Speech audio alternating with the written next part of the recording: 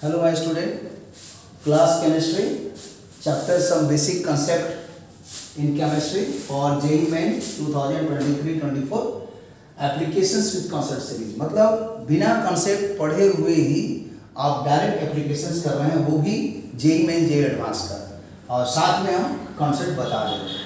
और यही क्वेश्चन जो है सामने में है 13वां नंबर क्वेश्चन, जो JEE Main में 2014 में आया था।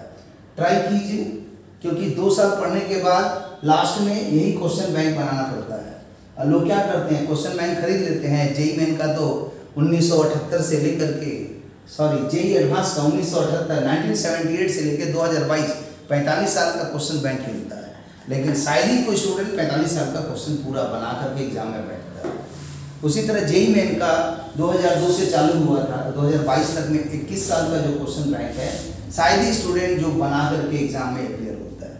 तो इसलिए आप पहले से ही अगर सब बनाते रहिएगा तभी जाकर के वो चांसेस है, और उतना कॉन्सेप्ट पढ़ने का जरूरत नहीं है, क्योंकि कॉन्सेप्ट पढ़िएगा एक साइड से पढ़ते जाइएगा और भूलते जाइएगा, कभी भी अप्लाई नहीं कर पाएंगे। इसलिए सीधा आप डायरेक्ट बड़ा बड़ा क्वेश्चन उठाइए, JEE एडवांस का JEE Main का उसी को बनाइए, उसी में सीख जाइएगा। तो ये एक टेक्निक है जो बोल सकते हैं कि ये टेक्निक है C ग्रेड का level.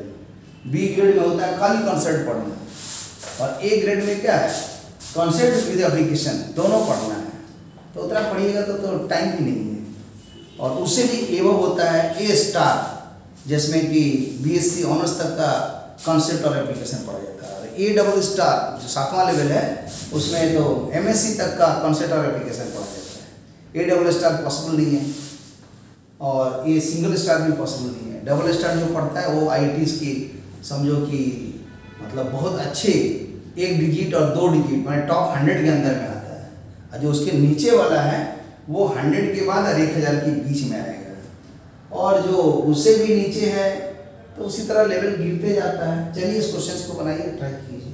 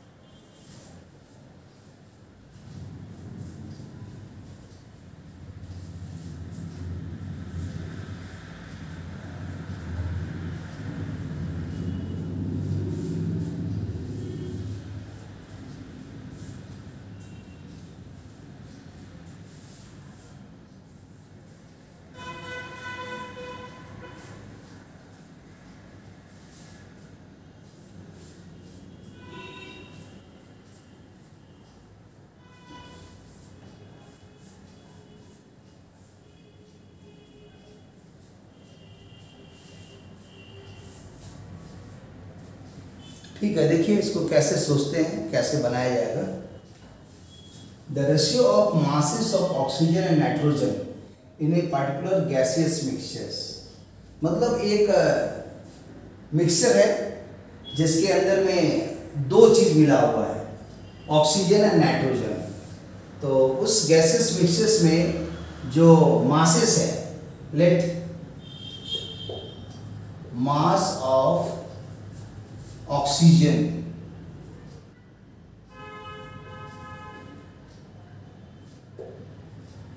in the gaseous mixture, मान लिया ये M1 है, और mass of nitrogen in the gases mixtures ये है M2। चाहेंगे तो इसको W1 W2 भी लिख सकते हैं, अब दोनों में से कोई भी। फिजिक्स वाले M1 M2 लिखते हैं, मैथ वाले केमिस्ट्री वाले W1 W2। तो बेहतर है आप इसको हटा दीजिए, इसी का यूज़ किया जाए W1 W2 ग्राम में। और क्वेश्चंस में लिखा हुआ है दोनों का रेशियो दिया हुआ है। पहले किसका नाम है, ऑक्सीजन, तो लिख सकते हैं कि W1, और दूसरा में है नाइट्रोजन W2, यही है 1:4, माने 1/4। इसको रेशियो प्रोपोर्शन से आप कन्वर्ट कर सकते हैं कि W1/1 is equal to W2/4। इसका प्रोपोर्शनल में कुछ कांस्टेंट लिख दीजिए। मान लीजिए इसको के लिखने से ठीक नहीं है क्योंकि के होता है बोल्ट्जमैन कांस्टेंट, इसलिए एक नया वेरिएबल के डैश लिख दे रहे हैं। और ये के डैश क्या है, मतलब एक नंबर्स है जो ग्रेटर देन 1 है, ग्रेटर देन 1 पॉजिटिव है, मतलब कोई नंबर्स है, मतलब बोल सकते हैं ये रियल नंबर्स है जो कि मतलब मोर देन 0 है। तो यहाँ से W1 निकल गया 1 into के डैश, और W2 भी निकल गया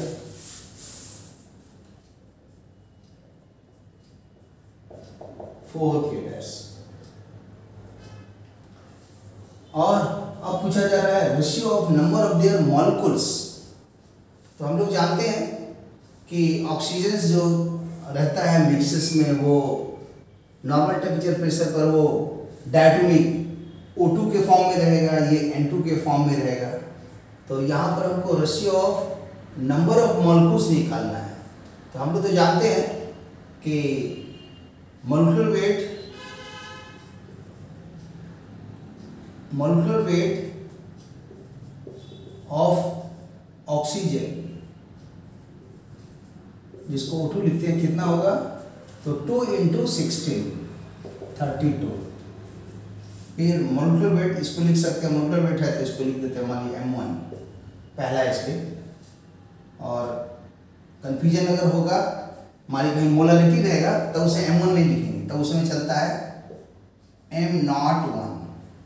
M0 का मतलब मॉलिक्यूलर वेट, M लिखने से मोलरिटी होता है, लेकिन यहाँ पर मोलरिटी का कोई कंसेप्ट नहीं हो रहा है, इसलिए अभी हम M1 लिख के काम चला सकते हैं। फिर आएगा यहाँ पर molecular weight of nitrogen N2। तो N2 डायटोमिक है तो 2 गुने नाइट्रोजन का 14 होता है 28 हो गया। ये रिलेटिव मॉलिक्यूलर वेट हो गया, इसलिए यूनिट नहीं लिखते हैं। बहुत लोग इसको AMU में लिख देता है, वो क्या हो गया, एक्चुअल मॉलिक्यूलर वेट हो गया। और अगर ग्राम में लिख देंगे तो वो मोलर मास हो जाएगा। अब देखा जाए कि मतलब इसके मतलब क्या है, तो इसका ऑक्सीजन के लिए हो जाएगा कि 32 ग्राम पर मोल। तो 32 ग्राम पर मोल का मतलब क्या होता है कि 32 ग्राम ऑफ ऑक्सीजन कंटेन्स 1 मोल। तो 1 मोल क्या हो गया, एवोगाड्रो नंबर Na, उतने मॉलिक्यूल्स, क्योंकि क्या हो गया O2, तो O2 का 32 आया, तो 32 तो मॉलिक्यूलर वेट है, but molecular weight represented in gram, that is called gram per mole. तो ये 32 ग्राम यहाँ लिख दिए, और ये पर मोल होगा तो पर मोल में एवोगाड्रो नंबर जितना होता है उतना ही मॉलिक्यूल्स हो जाएगा कंपाउंड के लिए। और इसी को अब निकालेंगे W1 के लिए, अर्थात के डैश के लिए कितना हुआ, W2 4 के डैश के लिए कितना हुआ। तो इसलिए यहाँ निकालेंगे 1 के लिए, तो 1 के लिए हो जाएगा Na/32, और के डैश के लिए कितना होगा, तो Na/32 इंटू के डैश। सिमिलरली हम लोग फाइंड करेंगे कि जो यहाँ लिखा हुआ है नाइट्रोजन, तो 28 ग्राम, अगेन क्या होगा, सेकेंड वाले गैस का सोचा जाए तो आएगा कि 28 ग्राम ऑफ नाइट्रोजन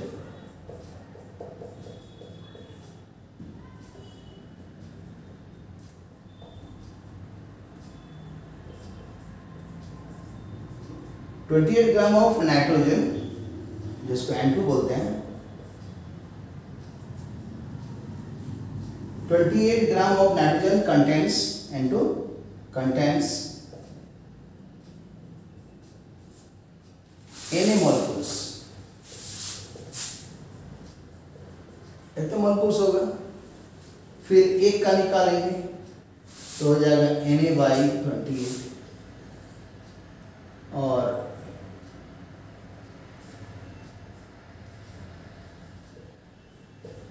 Na मतलब एवोगाड्रो नंबर। और 4 के डैश के लिए क्या होगा, Na 28 इंटू 4k डैश। अब इसके बाद का स्टेप यहां पर लिख देते हैं।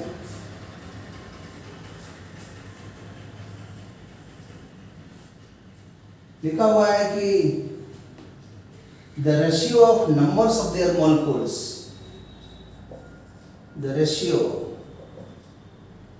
of number of their molecules। तो पहले नाम किसका आया? ऑक्सीजन। बाद में कौन आया? नाइट्रोजन। तो ऑक्सीजन का तो हम लोग निकाले थे, तो ए इतना मॉलिक्यूल्स आया था, तो पहले उसको लिखेंगे Na/32 इंटू के डैश डिवाइडेड बाई यहाँ आएगा Na/28 इंटू 4k डैश। तो इसमें Na कट जाएगा, k डैश कट जाएगा, तो बच जाएगा 1/32 डिवाइडेड बाई 1/28 इंटू 4। सॉल्व करेंगे तो ये हो जाएगा 1/32 इंटू 28/1 और ये डिवाइड में है ही नीचे में, तो रह जाएगा नीचे में ही 1/4। अब इसको काटेंगे तो ये आ जाएगा 7 यहाँ से, और यहाँ से आ जाएगा 7/32। तो 7/32 आ रहा है बी में आंसर्स, तो ये आंसर्स आ गया 7:32, मतलब आंसर हो गया बी। तो यहीं पर लिख देते हैं आंसर हो गया B. Okay, thank you for watching the video. एकदम बेसिक से बनाइए, कहीं भी मिस्टेक नहीं होगा, जबरदस्ती इधर उधर करके मत बनाइए, और इसी तरह लगातार बनाते रहिए, और इसको वीडियो को रोक करके क्वेश्चंस को देख करके अपने प्रैक्टिस कीजिए। अपना जब कॉन्सेप्ट रहेगा तभी बनेगा। Okay, thank you for watching the video. इसको शेयर कीजिए, लाइक कीजिए, और मेहनत करते रहिए। सीधा जेईई मेन जे एडवांस का क्वेश्चन बनाइए, चाहे ऑर्गेनिक केमिस्ट्री हो, इनऑर्गेनिक केमिस्ट्री हो, फिजिकल हो, उसी में कॉन्सेप्ट सीख जाइएगा। Okay, thank you for watching the video. See you again, bye.